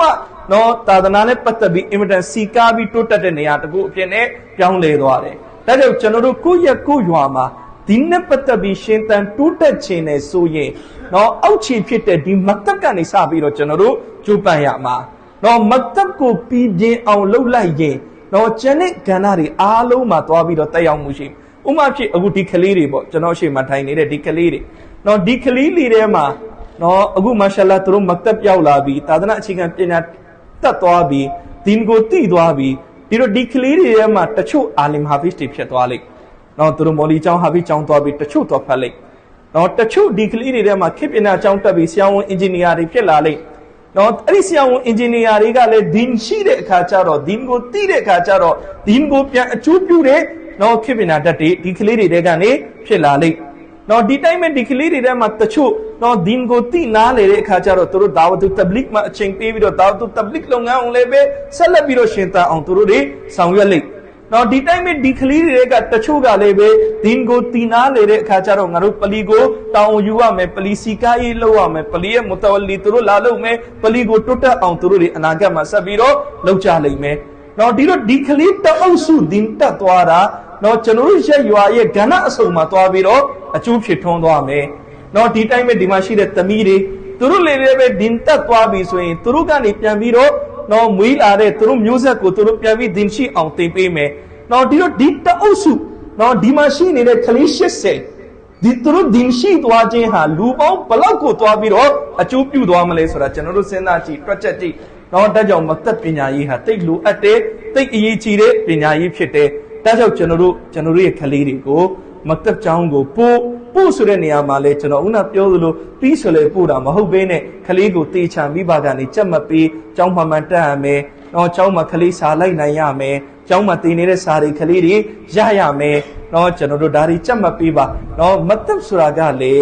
တော့ကုရ်အာန်နဲ့နမတ်နှစ်ခုပဲတင်တဲ့နေရာမဟုတ်သာသနာအခြေခံပညာဆိုတာကဒါကတော့ကျွန်တော်တို့သင်ယူညွှန်းတကူဒီသင်ယူညွှန်းမှာပါတဲ့ subject တိုင်းဘာသာရပ်တိုင်းကိုတက်မြောက်မှဒီကလေးဟာသာသနာအခြေခံပညာကိုပြည့်ပြည့်ဝဝတက်မြောက်တယ်လို့ပြောလို့ရနော်ဥမာဖြစ်ကျွန်တော်ဒီနေ့မြန်မာကျောင်းသွားရင်နော်ကျွန်တော်ဒီလိုပြောလို့ရမလားကျွန်မကလေးကိုပထဝီမတင်နဲ့တမိုင်းမတင်နဲ့ပထဝီတွေတမိုင်းတွေကဒါသူမတက်လဲဘာမှမဖြစ်ဘူးနော်တိတ်ပန်းလည်းဒါတော့မလိုဘူးနော်သူ့ကိုမြန်မာစာရေးတဲ့ဖတ်တတ်အောင်နဲ့သင်္ချာတွက်တတ်အောင်ဒါပဲသင်ပေးတော့ပြောလို့ရမလားမရဘူးမြန်မာကျောင်းတက်ရင်မြန်မာကျောင်းရဲ့သင်ညွှန်းတဲ့အကုန်သင်ရမှာပဲမြန်မာအင်္ဂလိပ်သင်ချပထဝီတမိုင်းတိတ်ပန်းနော် physics chemistry bioနော်ဒီတိုင်းပဲ eco စသဖြင့်ဒီဘာသာရဲ့ကိုပဲဘာသာရဲ့ယူတာလဲအဲ့ဒါအပြည့်အဝသင်ရမှာပဲနော်ဘာလို့လဲဆိုရင်နော်ခေတ်ပညာဆိုတာကလည်းပဲဒီ knowledge တွေအကုန်ရှိမှဒါခေတ်ပညာတတ်နော်တချို့ရန်ကုန်မှာမိဘတွေရှိတယ်နော်ကလေးတွေကိုပေါ်မှာကျောင်းတွေထုတ်လိုက်နော်မထားဘူးမထားဘဲနဲ့ဗာပြောလဲဆိုမဟုတ်ဘူးတဲ့သူ့ကိုကျွန်တော်တို့အင်္ဂလိပ်သေချာသင်ပေးလိုက်ကျွန်တော်ပြောတယ်အင်္ဂလိပ်စာတစ်ခုတည်းကခေတ်ပညာမဟုတ်နော်အင်္ဂလိပ်စာတစ်ခုတည်းတတ်တာကိုပညာတတ်တယ်လို့ပြောလို့မရဘူးနော်အင်္ဂလိပ်စာလေးတတ်ရမယ်ဒီတိုင်းပဲ general knowledge တည်ချရမယ်ဥမာပြပထဝီတမိုင်းတိတ်ပန်းသင်ကြားဒါတွေအားလုံးရဲ့အတိဘဟုတုတရှိမှလည်းပဲဒါကခေတ်ပညာတတ်တယ်လို့ခေါ်မှာအခုသာသနာပညာကိုလေနော်ကျွန်တော်တို့ကကုရ်အာန်ဖတ်တတ်တာနဲ့နမတ်ဖတ်တတ်တာနှစ်ခုပဲသာသနာပညာမဟုတ်ကုရ်အာန်လည်းဖတ်တတ်မယ်နမတ်လည်းဖတ်တတ်မယ်မစအလာပညာချက်တွေလည်းသိရမယ်အစ္စလာမ်ယုံကြည်ချက်ကိုလည်းပဲနားလည်ရမယ်နော်အစ္စလာမ်နေထိုင်မှုစနစ်ကိုလည်းပဲနားလည်ရမယ်နော်ဒီတိုင်းပဲမူအာမလာတ်လို့ခေါ်တဲ့အပီးယူအယောင်းဝယ်အစ္စလာမ်နီးချဘလို့လုပ်ရမလဲဒါလည်းသဘောပေါက်ရမယ်ဘယ်ဟာဟလာလဲဘယ်ဟာဟရမ်လဲအဲ့ဒါကိုလည်းပဲသိရမယ်နော်နောက်ဆုံးကိုအိမ်မှာမရက်ဖြစ်လာရင်ကလီမာပြီးတာကနေအစဒဖန်လုပ်တဲ့အစုံအားလုံးဆောင်ရွက်တတ်ရမယ်လုပ်တတ်ရမယ်နောက်ဆုံးနော်ဒီအဆင့်ရောက်သွားမယ်အခြေခံအဆင့်ကိုမိသားစုကိုဒီနဲ့ပတ်သက်ပြီးကိုသင်ပေးနိုင်ရမယ်ဥဆောင်နိုင်ရမယ်အဲ့ဒီအဆင့်ရောက်သွားမယ်အဲ့ဒါသာသနာအခြေခံပညာရေးနော်အဲ့ဒါကိုမသက်ပညာရေးအဲ့ဒါကိုဒီသင်ယူညွှန်းတန်းနော်သင်ယူညွှန်းတန်းလုပ်ပြီးတော့ကျွန်တော်တို့မလုပ်နေတာလေသင်ကြားပေးနေတာဖြစ်တယ်ဒါကြောင့်မသက်ကျောင်းကိုကျွန်တော်တို့ဆုံးခန်းတိုင်နေထိထား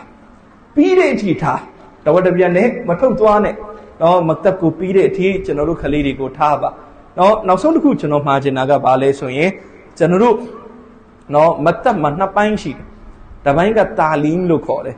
နော်မတက်တာကိုတက်အောင်သင်ပေးတာနောက်တစ်ပိုင်းကတရဘီယတ်လို့ခေါ်တယ်တက်သွားတာကိုလက်တွေ့ကျင့်သုံးအောင်လုပ်ပေးတာနော်ဒီတော့အဲ့ဒီနှစ်ပိုင်းမှာကျွန်တော်တို့ကျောင်းမှာရှိတဲ့ဆရာများပေါ့ဆရာများကတာလင်းကအပိုင်းကိုတောင်းယူထားတယ်နော်ကျွန်တော်တို့အိမ်မှာရှိတဲ့ကလေးတွေမတက်သေးဘူးလားကျောင်းပို့တက်အောင်သင်ပေးမယ်ကျောင်းရောက်ရင်အင်ရှာအလ္လာစာတက်သွားမယ်ဒါပေမဲ့စာတက်ယုံတက်ကကျွန်တော်တို့ရဲ့ ရီမန်းချက်ပန်းတိုင်းမဟုတ်နော်စာတက်ပြီးတဲ့နောက်ဘာဖြစ်ကမလဲအဲ့ဒီတက်သွားတဲ့စာတွေကိုလက်တွေ့ကျင့်သုံးရအဲ့ဒီတက်သွားတဲ့စာတွေကိုလက်တွေ့ကျင့်သုံးရဥမာပြရမယ်ဆိုရင်ခလေးတယောက်ကအေးရဝင်ရင်ဘာဖတ်ရမလဲအခုမေခလေးအားလုံးရဒါတို့ဘာဖတ်ရမလဲပြောကြည့်အေးရဝင်ရင်အေးရတဲ့ဝင်တဲ့အခါဖတ်ရသူဟာဖတ်ရသူဟာအလ္လာဟူမ္မာမိကအမူတူဝါအဟယာဟုတ်ပြီခလေးအားလုံးအလို့ရမရတဲ့ခလေးတယောက်မှမရှိနော်အဲ့ဒီအလို့ရခြင်းကဒါခလေးတွေကတက်မြောက်ခြင်းမာရှာလာခလေးတွေစာတတ်တယ်နော်ဒါပေမဲ့လည်းပဲအခုနောက်ထပ်ကျွန်တော် question တစ်ခုမေးမယ်ဒီကလေးတွေအားလုံးမနေ့ညအေးရဝေနှုံးကဒါတို့အဲ့ဒီသူကဖတ်ရောဖတ်ခဲ့ကြလားတချို့ဖတ်ခဲ့မယ်တချို့မဖတ်ဖြစ်ခဲ့နော်ဒီတော့အဲ့ဒါကဘာနဲ့ဆိုင်သွားပြီလဲအဲ့ဒါကတာဘီယတ်လက်တွေ့ကျင့်သုံးမှုနဲ့ဆိုင်သွားပြီနော်ကျောင်းမှာရတာကဒါတစ်ပိုင်းဒါပေမဲ့ကျောင်းမှာရတာကပန်းတိုင်းမဟုတ်အိမ်မှာလက်တွေ့ကျင့်သုံးတာကကျွန်တော်တို့ရဲ့ပန်းတိုင်းနော်ဒါကမစလုံတော်ကိုပဲကျွန်တော်အဓိကယူပြီးပြောတာမဟုတ်နော်ဥမာဖြစ်ကျောင်းကနမတ်ဖတ်တတ်အောင်သင်ပေးလိုက်တယ်နမတ်ဖတ်တတ်တာကပဲအဓိကမဟုတ်နမတ်ဖတ်တတ်ယုံနဲ့မပြီးဘူးနမတ်နေတိုင်းဖတ်ကနမတ်9ချိန်ဖတ်ကနော်ဒီတိုင်းပဲကျောင်းကကုရ်အာန်ဖတ်တတ်အောင်သင်ပေးလိုက်တယ်ကုရ်အာန်ဖတ်တတ်ယုံနဲ့မပြီးဘူးအိမ်မှာနေတိုင်းကုရ်အာန်ဘာလို့ရမလဲတီလာဝတ်လုပ်ရမယ်နော်ဒီတော့အဲ့ဒါကဘု து ရဲ့တောင်းဖြစ်သွားပြီလေအိမ်မှာရှိတဲ့မိဘရဲ့တောင်းနော်အထူးသဖြင့်ဒီတောင်းကိုလည်းမိခင်ကယူပေးလိုက်နော်ခလေးတွေကိုနမတ်အချိန်ရောက်ဟိထနေနမတ်ဖတ်တမီးနမတ်ဖတ်တာယီဝူဇူလုံးနမတ်ဖတ်နော်ဒီတိုင်းမဲ့တာနည်းကြီးလာပြီးဖခင်တွေကလက်ဆွဲပြီးဂျုမာလောက်ခေါ်ဝအဲ့ဒီကနေတဖြည်းဖြည်းနမတ်ကားကြီးခေါ်ဝ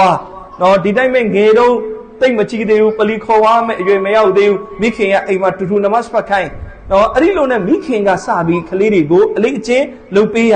ခလေးတွေကိုမိခင်ကထမင်းကျွေးတဲ့အခါမှာအားလုံးဘစ်မလာဆိုဖို့တိုက်တွန်းအေးအဝင်တဲ့အခါမှာအားလုံးဒူဝါဆိုပြီးအိတ်တော့နေတိုင်းအိမ်မှာကုရ်အာန်ဖတ်ခလေးတွေပါဇက်ကဆေးတဲ့စကားတွေတက်ခဲ့မယ်ခလေးတွေအပေါင်းအသင်းတွေကနေမိခင်ကပြောမယ်မဆေးရဘူးနော်မိခင်ကကြက်မှတ်ပေးမယ်နော်ခလေးတွေ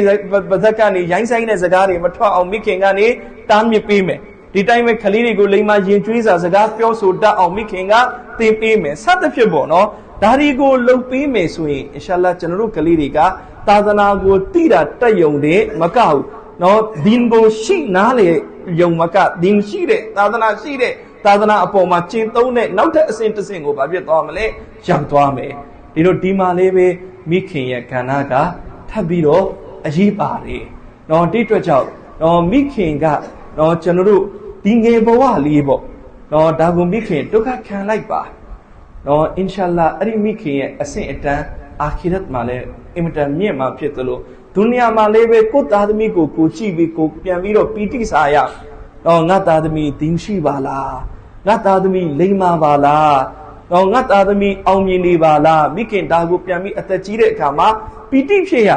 နော်ဒီလိုသားသမီးကိုငယ်တဲ့အချိန်မှာမသွန်သင်ခဲ့ဘူးမဆုံးမခဲ့ဘူးသားသမီးသွန်သင်ဆုံးမပြည့်ပြည့်ရေးမှာနော်လိလူရှုခဲ့တယ်ဆိုရင်နော်မိခင်ကောဖခင်ကောပေါ့နော်လိလူရှုခဲ့တယ်ဆိုရင်နော်ကိုကြီးလာတဲ့အခါအဲ့ဒီရဲ့ဒုက္ခကိုပြန်ခံရမှာသားသမီးမလိမ္မာဘူးကိုပဲစိတ်ဆင်းရဲရနော်ကျွန်တော်အခုဒီနေ့မိခင်တွေကိုအဓိကယူရပြီးပြောလို့ဖခင်ကလည်းဒါငါတောင်းဝန်မရှိဘူးလို့မထင်နဲ့နော်ဖခင်မှလည်းတောင်းဝန်ရှိတယ်နော်အမှန်တကယ်တော့ဖခင်ကအဓိကတောင်းဝန်နော်အဓိကတောင်းဝန်ကဖခင်စီမှာတို့ပေမဲ့လည်းပဲဖခင်နေခဲ့နော်ပြင်ပဝေယဝိဆကိစ္စဝိဆတွေများတဲ့အပေါ်မှာမိခင်ကဒီတောင်းဝန်ကိုနော်ပို့ပြီးတော့ကြက်မတ်မတ်လုပ်ပေးလိုက်မယ်ဖခင်ကလည်းကိုဘေးအချိန်မှာရှိတဲ့အချိန်မှာသားသမီးတွေကိုကြက်မတ်ပေးနော်အများကြီးဖခင်နေရှိတယ်သားသမီးတွေနဲ့လက်ပွန်းတတိမနေဘူးမနေတဲ့ခါကျတော့ကြာတော့ဘာဖြစ်သွားလဲအဖေတွေနဲ့သားသမီးတွေနဲ့စိမ့်သွားနော်တချို့ဒီလိုမိသားစုတွေရှိတယ်နော်သားသမီးတွေကအဖေကိုဒစိမ့်လို့ဖြစ်သွားတယ်နော်အဖေအိမ်လိုက်ဧည့်သည်လို့ဖြစ်နေတယ်အဖေအိမ်လိုက်သားသမီးတွေအားလုံးကဧည့်သည်ဧကန်နေရတယ်လို့မျိုးပဲနော်ဒီတိုင်းပဲအဖေရှိမှစကားတစ်ခုခုပြောဖို့သားသမီးကတော်တော်ကိုမှအချိန်ယူနေရတယ်စဉ်းစားနေရတယ်နော်အဖေကိုဆိုရင်နော်နမေကြားတာနဲ့တင်ကြောက်နေတယ်နော်ဆိုတာကအလောက်ကြီးစိမ့်အောင်သားသမီးနဲ့မနေရနော်သားသမီးကိုမိအိမ်ကကိုအတွက်တာကိုအိမ်ပဲကိုဧည့်သည်မဟုတ်နော်ဒီတော့ကိုသားသမီးတွေနဲ့ကိုရင်းနီးနီးနေနော်ဖခင်နေသားသမီးတွေနဲ့လက်ပွန်းတတိနေနော်ကိုအပြင်ဝေယဝိဆကိစ္စအလုပ်ပြီးပြီးနမတ်၅ချိန်ဖတ်ပြီးပြီးဆိုတာကအရှာပြီးပြီးအင်လာတော့ကျွန်တော်ဘဲမှမသွားနေတော့နော်အခုမာရှာလာနော်တော်တော်များများယောက်ျားလေးတွေအင်းစောစောရောက်တယ်နော်ဒါလေးပဲအလဘက်ကအကောင့်တစ်ခုပဲ တော့ဘာလဲဆိုရင်အခုအပြင်မှာက9နာရီခွဲ10နာရီဆိုရင်တိတ်သွားလို့လာလို့လှည့်လို့မကောင်းတော့အားလုံးအိမ်ရောက်ကြတော့အရင်တော့ကောင်းနေတဲ့အချိန်တော့မရောက်ဘူးတော့တချို့ရှိတဲ့7နာရီမထွင်းရင်အိမ်ပေါ်တက်တယ်ဆိုတော့ထုံးစံမရှိဘူးဆိုပြီးတော့ပြောတဲ့သူတော့ရှိသေးတယ်ကျွန်တော်တို့ရန်ကုန်မှာပို့ဆိုးတာပေါ့တော့အခုကတော့မာရှာလာတော့အိမ်ကဇနီးတွေရဲ့သူကကပူလ်ဖြစ်တယ်နဲ့တူတယ်တော့ရန်ကုန်မှာတော့တော်တော်များများနေရီမှာတော့ယောက်ျားတွေအိမ်ဆော့ဆော့ရောက်ကြတယ်တော့တိတ်9နာရီ10နာရီမနေတော့ဘူးအပြင်မှာတော့ဒီတော့အမှန်တကယ်ကတော့ဒါရောက်တဲ့လားတော့အရှာဖတ်ပြီးပြီဆိုရင်အိမ်ပေါ်တက်တော့တော့အပြင်မှာအလုပ်မရှိတော့အထွေထူးအရေးကြီးတဲ့ကိစ္စမရှိရင်မနေနဲ့တော့အပြင်မှာစကားပြောဖို့ဝိုင်းဖွဲ့ပြီးပြောဖို့နေရာမှာစကားဝိုင်းနေလို့ဖို့ဒါတွေမလိုအပ်ဘူးလေမိသားစုကိုအချိန်ပေးရမယ်မိသားစုနဲ့တူတူတော့နေရမယ်မိသားစုနဲ့ကိုတူတူများများနေလေမိသားစုကိုပို့ပြီးပေးပြင်ပေးလို့ရတယ်ပေးပြင်ပေးလို့ရတယ်နော်ဘာဖြစ်လဲဆိုရင်ဖခင်တွေကအပြင်လောကမှာနေတော့ဒီနေ့အတိုင်းဝိုင်းနေနဲ့နီးစပ်နော်ပလီတွေရောက်တဲ့နော်ဒီနဲ့ပတ်သက်တဲ့စကားတွေကြားရတယ်ဒီတိုင်းပဲအပြင်လောကမှာနေတော့ပို့ပြီးတော့ဘဝတုတ္တလည်းဖခင်တွေမှာကျွေးတယ်နော်ဒီအတွက်ကြောင့်အိမ်မှာနော်ကလေးတွေနဲ့တူတူနေတဲ့အခါမှာကိုယ်ကလေးမှာဘာအားတာချက်ဘာအားနေချက်ရှိလဲဖခင်တွေကအဲ့ဒီခါတူတူနေမှတွေ့မှာတူတူမနေဘယ်လိုလုပ်တွေ့မလဲကလေးတွေအတွက်အချိန်မပေးရင်ဒါတွေတွေ့မှာမဟုတ်နော်အဲ့ဒီခါကလေးတွေကိုကိုဖခင်တွေအနေနဲ့ပြင်ပေးလို့ရတယ်နောက်တစ်ခုကကလေးတွေနဲ့ရင်းရင်းနှီးနှီးနေရကျွန်တော်တမန်တော်ယာကုပ်အလိုင်စလမ်ရဲ့ဥမာပေးတယ်တမန်တော်ယာကုပ်အလိုင်စလမ်ရဲ့တာယူဆုဖ်အလိုင်စလမ်အိမ်မက်နော်အင်တမကိုပဲအိမ်မကအံ့ဖွယ်အိမ်မက်နော်ဒီတော့ကျေ7ပွင့်နော်နေနဲ့လစိတ်သာလုံနေတယ်နော်ဒီတော့အိမ်မက်ကအံ့ဩစရာကြီးနော်ဒီတော့ဒီလိုအိမ်မက်မျိုးမှတ်တဲ့ဒီတော့ယူဆုဖ်အလိုင်စလမ်ဘာလုပ်လဲဖခင်ကိုသွားပြီးပြောပြတယ်ဖခင်ကိုနော်အဖေကြီးဒီလိုအိမ်မက်မှတ်တယ်အိမ်မက်ကအလိုသဘောပါလေနော်ဒီတော့ဒီကနေဘာသိရလဲအဖေနဲ့သားကြားမှာရင်းနှီးတဲ့ဆက်ဆံမှုကိုသိရဒီနေ့အများကြီးသားသမီးတွေရှိတယ်တခုခုဆိုအဖေကိုသွားမပြောရဲဘူးကြောက်လို့နော်အဖေကလည်းလုံးဝခက်တီတီကြီးပဲနော်လုံးဝကလေးတွေနဲ့တိတ်အယောမဝင်တချို့အဖေတွေရှိတယ်အဲ့ဒါကိုဂုံယူပြီးပြောတယ်အိမ်မှာကျွန်တော်ရောက်ရင်ကလေးတွေဆိုတာလေအတန်းအောင်မထွက်ရဲဘူးကြောက်နေတာနော်အဲ့ဒါကနော်ဒါအမှန်မဟုတ်အမှန်တကယ်ကတော့ကလေးတွေနဲ့ကိုယ်နဲ့ကြားမှာဘာဖြစ်ကမလဲရင်းနှီးမှုရှိရအဲ့လိုရင်းနှီးမှုမှရှိမှလည်းပဲကလေးကပွင့်လင်းအဖေနဲ့စကားပြောမယ်တိုင်ပေးမယ်နော်သူ့ရဲ့ရင်းနှီးရကိစ္စတွေလည်းသူပြောပြမယ်အဲ့ဒါမှကျွန်တော်တို့ကသူ့ကိုပို့ပြီးတော့ပေးပြင်ပေးလို့ရပါလိနော်အဲ့ဒီတော့ယာကုပ်အလိုင်စလမ်ကိုယူဆုဖ်အလိုင်စလမ်ကအိမ်မက်ချောင်းတော့ပြောပြတော့ယာကုပ်အလိုင်စလမ်ကတားကိုပေးပြီးအိမ်မက်နဲ့ပတ်သက်ပြီးလမ်းညွှန်တယ်ငါသားနော်ဒီအိမ်မက်ကိုဘယ်သူမှမပြောပြနဲ့နော်ဒီအိမ်မက်ကိုဘယ်သူမှမပြောပြနဲ့နော်ဒီတော့ဒါအဖေရဲ့အင်မတန်ကောင်းတဲ့မရှဝါရာ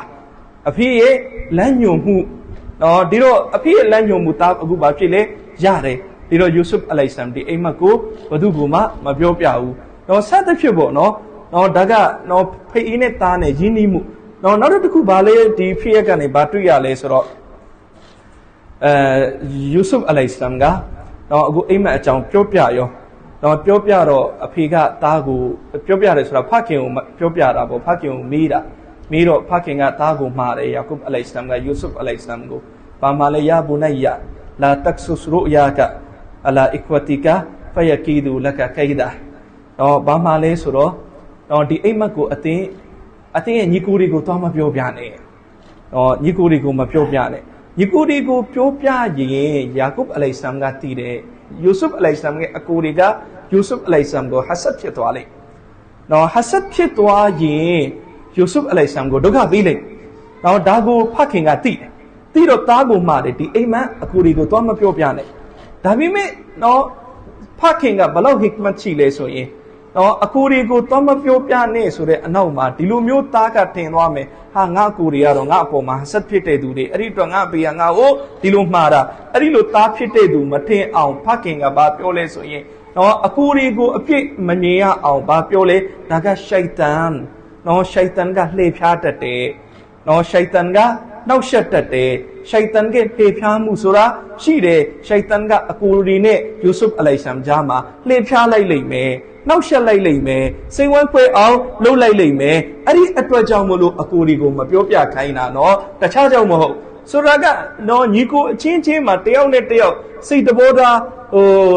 မကွေးလွေသွားအောင်စိတ်ဝမ်းမကွေးသွားအောင်မဖခင်ကတကားတည်းမလုပ်ပေးလေတင်ပေးတယ်နော်ဒါတွေကဒါကျွန်တော်တို့အတုယူစရာတွေပေါ့လေနော်ဒီတော့နော်ဖခင်မိခင်ဆိုတာကသားသမီးကိုအဲ့လိုအရင်တကြီးကြည့်ပြီးတော့လက်ညှိုးချက်ပေးနေရနော်ဒီနေ့တိုင်းပြည်အုပ်ချုပ်တဲ့ me Tamaraga, time you go to Chinia, some Chinia, no, not time you ma, Pidureba, Kakeshini, no, Pidurema Bari, no, Lecho Muri Pinile, Sadafibo, no. Uma people in we see what it don't say any be so ye, no, we see one a patabi ubri, made it topido, ye, you mood it, as you mood it, look up, Sadafibo. No, the time when we came parking, so I let other media go Chinia, no, not other media, changing Jama, Bapetana, Shinile, no, not other media, my links that you're a chain, Shinila, no, not other media, Dema, no, Macaune, a chain, Bari Canile, the time when not other media, Tione,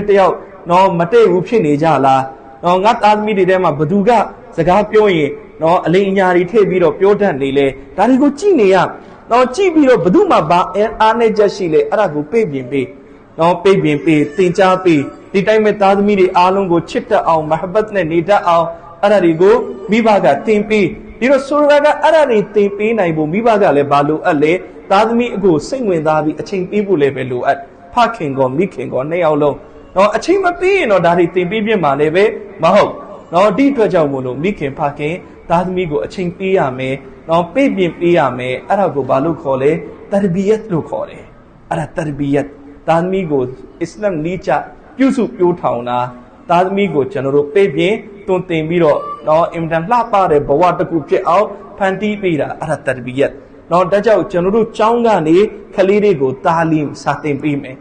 no, the time Ema, Mibariga, Kalirigo, Tarbiyat lo Pime, no, a truth of Mikiniga. Tadmirigo, Tadmiri, Dine using Kala, Mikin and Lapondadi Shini, the Kalama, Loma, Din Shi Viro, Dinge Ponda, Windwa out, Mikiniga, Pinani, Chama, Sangya Pime, Soye, General Kaliri, take good Tambushi Viro, a foot and a Kaliri, Shela Bali me, Diro Chano Nigoncho Timbiaja Nagabale Soye, General Rima Maktab Chow Shide, no Diro Chano Maktab Chow, Alina Taba,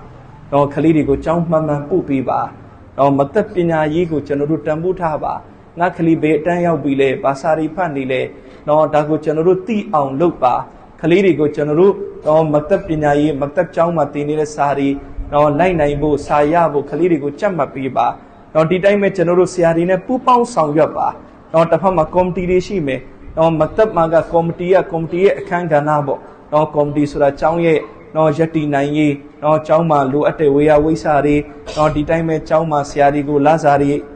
Pinaimbo, Sare Canarigo, Comti Chupam, no the time Chanu Pinaima, Bale Padile Swing, Kaliri Chaumea Buswing, Eri Kaliri go, Balu Chaumea, Le Comdiriga like Come, like Mime, Dalebe Bar, no Dalebe Bar, Comdiriga, no Siariga Chauma, Tine Alulu Pime, Comdiriga, Kaliri, Chau Jaula, Yigo, Fine Biro Chupam Beep, no Comdiriga Le Chauma, Nipiba. No, now some come the Alo Manina, Alecha town quail, Badu Taina name, Badu Ingani name, Badu Bodoni name. Now Kaliti of Chompa, the Quimatime, Mama Chom Chows and Comdiga, Dimaro Jayama, Inchia, Holo, Miaishida, Mole, Fonabali, Utami, Comdia, Beam, Balu Kali Chomeo, Lara Le, no Satifibo, Darigo Comdi, Pacandi, no Toka Tame, no the Champi, me Comti Le Choma. Mashallah Masiari le Chuda Panda, Kaliri Satamya on Nisati go out, the Union and P out, the Bini,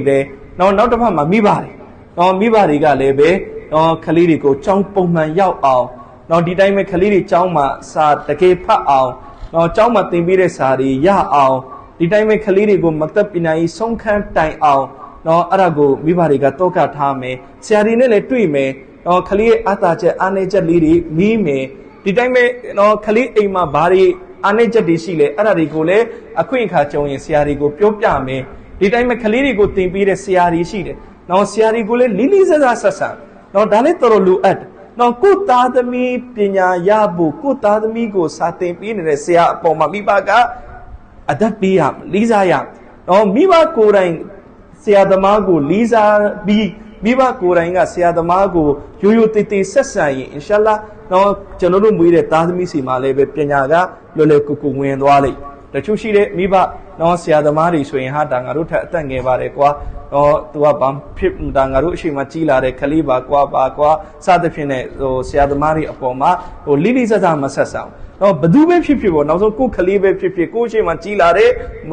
Kalitu, Ugu Molisa Piwalo, Siapian Loyele, no da Siapietwagi. Now, good Tadamigo Satin Pini, but good Jesus Chema, Tapietwabi. Now, say I pay on the Macau, Jesus Chema, Tapietwabi, not Tadamigo, two Satin Pini. နော်ဒီတော့ကိုသားသမီးကိုစာသင်ပေးတဲ့ဆရာကိုလေးလေးစားစားဆက်ဆံပါအကရမ်လုပ်ပါနော်ယူယူတီတီစကားပြောပါနော်ဒီတော့ဒါလေးတွေမိဘတွေအနေနဲ့လည်းဆောင်ရွက်ပေးမယ်အဲ့ဒီလိုအားလုံးအပွင့်ဆိုင်ကျိုးပန်းမယ်ဆိုရင်အင်ရှာလာကျွန်တော်တို့ဒီကျောင်းရဲ့ပညာရေးနဲ့အင်တာမကိုပဲတိုးတက်လာပါလိမ့်မယ်အလ္လာဟ်ရှင်မတ်တခင်ကျွန်တော်အားလုံးကိုတင်ပြပါချက်လက်များနိုင်နိုင်တဲ့တောဖီချင်းမြတ်တော်မူပါစေအာမင်အာကြည့်အာကြည့်မာရှာလာဒီမှာ6လဘက်စာမေးပွဲကိုကျွန်တော်တို့ဒီမော်လမြိုင်မြို့နယ်စုပေါ့နော်ဒီမော်လမြိုင်မြို့နယ်စုဆိုတော့ဟိုမုတ်ပလင်ကနေစတယ်ကျွန်တော်တို့ဟိုရီးအထီပေါ့ရီးစည်းဖြူတောင်အဲ့ဒီအထီပေါ့နော်စတာကဟိုမုတ်ပလင်ကနေစတော့ကျောင်းပေါင်းဘယ်နှကျောင်းရှိမလဲ40နဲ့3ကျောင်းရှိတယ်အဲ့တော့အဲ့ဒီကျောင်း43ကျောင်းကတင်းယုံညွန်းတန်းတစ်ခုတည်းနဲ့တည်နေတာကျောင်း43ကျောင်းဟိုမုတ်ပလင်ကစပြီးတော့ဟိုရီးစည်းဖြူတောင်ဒီကျောင်းပေါင်း43ကျောင်းတင်းယုံညွန်းတန်းတပုံစံလေးပဲတော့ကျွန်တော်တို့ကလေးတွေပဲတင်းယုံညွန်းတန်းပဲစာအုပ်ဖတ်နေလဲကျန်တဲ့ကျောင်းတွေလည်းအားလုံးအဲ့ဒီအတိုင်းပဲ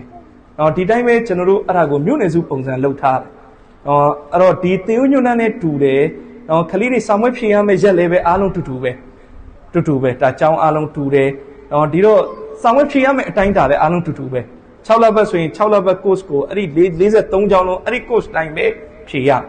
နော်ဒီတော့နော်ကျွန်တော်တို့ဒီမှာကပညာရေးကိုကြက်မှတ်မှုလည်းလုပ်ထားတယ်ဟိုဒီမော်လမြိုင်မြို့နယ်စုဆိုရင်ဒီမှာစာစစ်မှုရှိနော်စာစစ်မှုကတစ်လတစ်ခါဒီကျောင်းတွေအကုန်လုံးကိုလှည့်တယ်ဒီကျောင်းတွေနော်တရက်ကိုမုတ်ပလင်ကျောင်းသွားမယ်တရက်ကိုနော်အဲ့ဒီဘေးကထားပါတော့ကြိုက်ထိုးကကျောင်းတွေဝင်မယ်နော်ပြီးသွားရင်တခါနော်ဒီကျွန်တော်တို့ဒီလမ်းမပေါ်မှာရှိတဲ့ကျောင်းတွေရှိမယ်တကျောင်းပြီးတကျောင်းပေါ့နော်ကြိုက်ခေါ်ဝင်မယ်ဒင်းကားစိတ်ဝင်မယ်ကမ်ဖြူဝင်မယ်စသဖြင့်ပေါ့နော်အဲ့ဒီလိုနဲ့ဒီဘီလင်းလဲနှင်းပလဲဝင်မယ်ဒီဘီလင်းကျောင်းဝင်မယ်ဒီတော့စာစင်မှုကလည်းကလေးတွေစာတက်မြောက်လားမတက်မြောက်လားဒါကိုအမြဲတမ်းနော်လာစင်လာပြီးတော့ကြက်မှတ်နေတယ်နော်ပြီးတဲ့အခါမှာဒီစာမွဲတွေဖြစ်ပြီဆိုရင်လည်းစာမွဲတွေကိုနော်ကျောင်းတွေလဲလှယ်ပြီးတော့စစ်နော်ဒါအပေါ်ကနေပြီးတော့စီမံပြီးတော့ခွဲပေးတယ်တောင်းရှိတဲ့သူတွေကနော်ဘီလင်းကျောင်းအောင်ဘယ်ကျောင်းကဘယ်မြို့ကဆရာလာစစ်မယ်ဘီလင်းကဆရာဘယ်မြို့ကိုသွားစစ်မယ်ဆိုတာကဒါတွေအားလုံးကိုကျွန်တော်တို့စနစ်တကျချက်မမှတ်နဲ့စောင့်ရွက်တယ်အဓိကကတော့ကျွန်တော်တို့ကလေးတွေသာသနာအခြေခံပညာကိုအပေါ်ယံမဟုတ်တကယ်တက်ကဒီရွယ်ချက်နဲ့ပါဒီတော့ဒီမှာအခုမာရှာလာအခုပြီးခဲ့တဲ့ရက်ကဆရာမွန်းမှန်တင်တန်းဖြစ်တယ်ဘုတ်အင်္ဂါဗုဒ္ဓဦးဇတာပတိ3ရက်မုဒုံမှာနော်ကျောင်းပေါင်း43ကျောင်းကနေဆရာအပ300ကျော်မယ်နဲ့တူတယ်200ကျော်ဆရာအပ200ကျော်မုဒုံမှာဆရာမွန်းမှန်တင်တန်းဒါနှစ်စဉ်ပြည့်နော်အဲ့ဒါကလည်းဗာလေကလေးတွေကိုပို့ပြီးကောင်းတဲ့သင်ကြားမှုတွေဖြစ်လာအောင်နော်ဒါစီစဉ်တာပေါ့နော်ရန်ကုန်ကအတွေ့အကြုံရင်းနဲ့ဆရာတွေကသင်တန်းပို့ချတယ်ဆရာကြီးကနေရောက်လာပြီးတော့နော်ဒါကလေးတွေနဲ့ပတ်သက်ပြီးဘယ်လိုတွေသင်ရမယ်နော်ကလေးတွေအပေါ်မှာဘာတွေ